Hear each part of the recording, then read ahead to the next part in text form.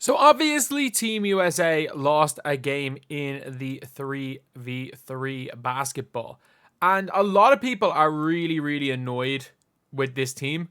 Like, I'm looking at Twitter, and again, look, Twitter is the best and worst place in the world, but people are not happy with the team that was picked. A lot of people, like, this is genuinely what people are saying. First of all, one, Caitlin Clark is not eligible, for people that are wondering. Caitlin Clark is not eligible. But people are also saying that Hailey Van Lith is there because Team USA thought they could market Hailey Van Lith like they could market Caitlin Clark. Like, I'm not joking. That's what people have said. Before we get on to, if you guys are new to the channel, subscribe. We are trying to hit 25.45k by the end of the day. We're 21 off. And trust me, this is one of the only places for certain situations, something like this, where you'll actually hear the reason for why this was the team that was picked. So, you've got Sierra Burdick and you've got Hailey Van Lith. If you know anything about 3-on-3, you cannot be on the team unless you've hit a certain ranking. You can't be on the team unless you have a certain ranking for 3-on-3. So these are the top 10. You need to have, you need to have 2 players from this top 10. So for the last World Cup, you can have 2 in the top 10 and 2 in the top 50 in your country. So they had in the last World Cup, it was Hailey Van Lith, Lene Harper, Cameron Brink, and Sierra Burdick. That team won the World Cup when obviously Brink and Van Lith were in college. And look, Van Lith is a very, very good 3-on-3 player. She's been a very good 3-on-3 player. I actually thought she was pretty good today. She was the only player that could create everything. She was just missing a couple of shots. She did hit a big shot to almost bring them back in. But looking at this 10 right here, like, you might be saying, like, you have to bring 2 of these 10. So you've got Sierra Burdick, who is on the team, has played 56 WNBA games over 5 seasons and plays in the Spanish league. The number 1, Erica Carter, is a 5'9" guard, I'm guessing. Plays in the Spanish league, only played 6 WNBA games. Number 2 is Camille Zimmerman, 6'2", never played a WNBA game. Burdick has played 56 games. 5'10" wing for Blake Dietrich has played in 77 games. Hailey Van Lith plays in college. Lene Harper played for the Mystics, played 39 games in 3 seasons.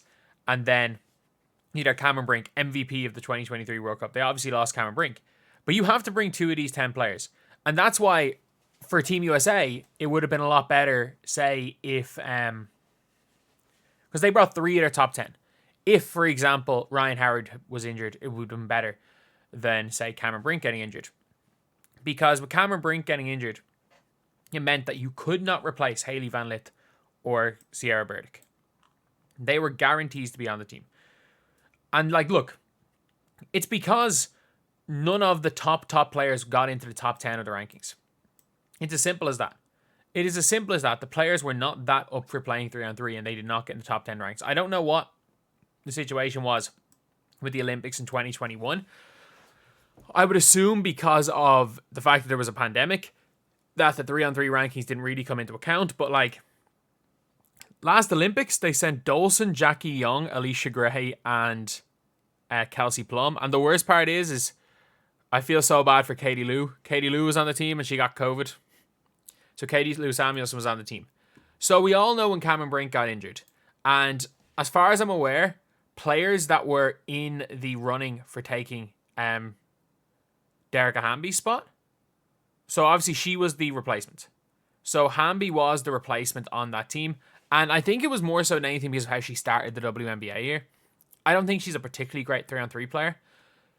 And she's also probably not had the best. She's not had the best, like, last month or so of the season. She's had some good games, some iffy games, some not so good games.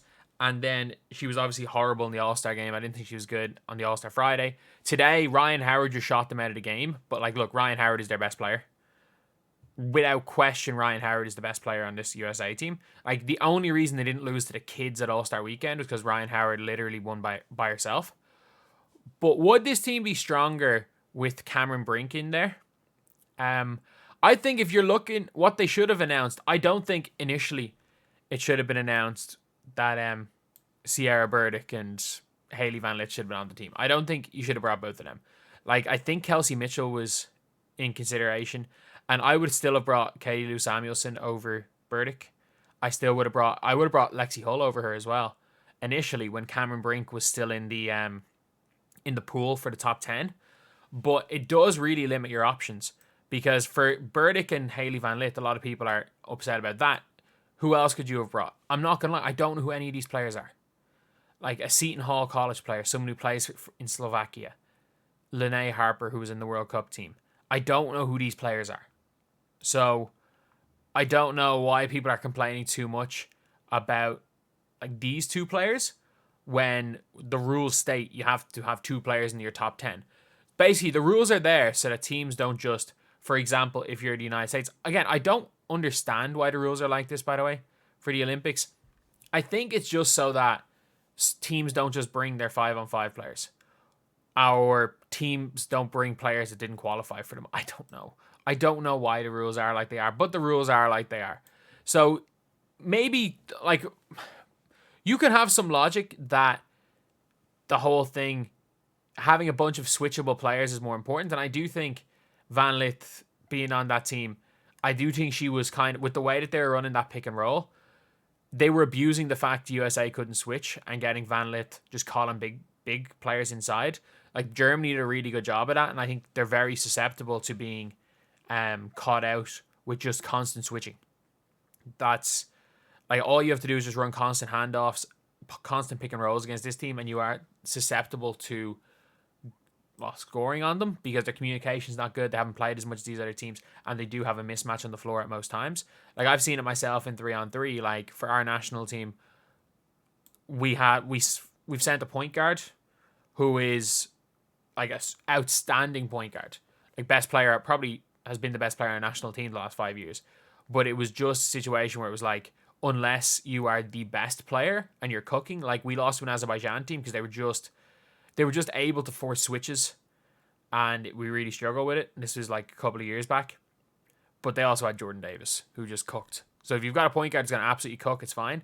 But like, Van Lith is still, as good as she is, like with Ryan Howard on the floor, Ryan Howard's going to take almost every shot. She's going to make them some days, she's going to miss them some days. For Ryan Howard and Hamby, I still think if Cameron Brink is healthy and they had brought, I don't think Cameron Brink for Hamby would have made any difference whatsoever. I'm not going to lie, I don't think that would have made any difference whatsoever for that game.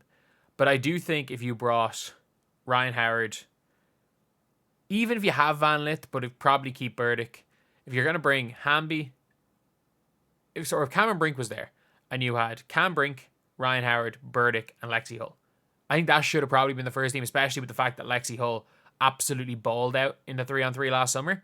So realistically should have been an Olympian, but at the end of the day, it doesn't really matter. They can't bring their best players. USA can't bring their best players. And if you don't know talent-wise, USA probably have as much of a talent gap in 3-on-3 as they do in 5-on-5. It's just that the way the game's played, you could see from these players, they had no idea really what they were doing on the defensive end. Offensively, it's fine.